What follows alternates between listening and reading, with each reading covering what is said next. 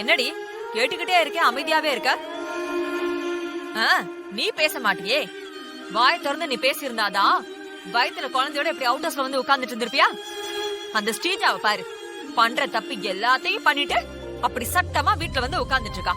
அவளை யாராவது ஏதாவது செய்ய முடிஞ்சுதா? எதுவுமே பண்ண முடியல. கண்ணுக்கு முன்னாடியே உன் அத்தை கிட்ட ஆதாரத்தை எல்லாத்தையும் காட்டினதுக்கு அப்புறம் கூட அவளால அங்க உட்கார முடியுதுன்னா என்ன காரணம் நினைக்கிற? சொல்லுடி.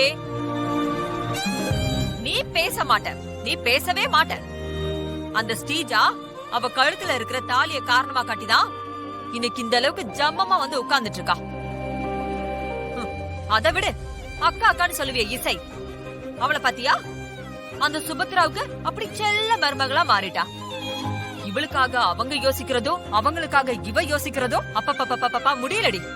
அம்மா ஒரு வழியா வாய திறந்துட்டியா? இசை பேச்சை எடுத்தா மட்டும்தான் உனக்கு பேச்சு வரும்ல. ஏன்டே இப்படி இருக்க? இங்க பாரு, அந்த ஸ்ரீஜா எதையாவது பண்ணி அந்த வீட்டுல இருக்கணும்னு தான் நினைப்பா. அவளை எவ்வளவு சீக்கிரம் அந்த வீட்டை விட்டு துரத்துறீங்களோ அவ்வளவு சீக்கிரம் உனக்கு உன் குழந்தைக்கு நல்லது. உங்களால எதுவும் செய்ய முடியலன்னா சொல்லிடுங்க, நான் போய் நேரா சம்மந்திக்கிட்ட பேசிடுறேன். அம்மா அம்மா தயவு செஞ்சு இப்படி எல்லாம் பேசாதம்மா. ஏற்கனவே அக்கா எவ்வளவோ கஷ்டப்பட்டுட்டு இருக்காங்க. நம்ம தேவையில்லாதது ஏதாவது பண்ணி அக்காக்கு பெரிய பிரச்சனையை உண்டாக்க வேண்டாமா? அக்காவா? பெரிய அக்கா, கொல்லாத அக்கா. எப்ப பார்த்தாலும் அந்த இசையை பத்தி மட்டுமே யோசி. ஆனா அவ வயித்துல இல்லாத குழந்தை இருக்குன்னு சொல்லி அந்த குடும்பத்துல அப்படியே ராஜ மரியாதையோட வாழ்ந்துட்டு இருக்கா. அவளை பத்தி யோசிக்கிற நீ உன் கழுத்துல இருக்கிற இந்த தாலியையோ உன் வயித்துல இருக்கிற குழந்தைய பத்தியும் என்னைக்காவது ஒரு நாள் யோசிச்சிருக்காடி? அம்மா, அக்கா போய் சொன்னது அவங்க சுயநலத்துக்காக இல்லம்மா.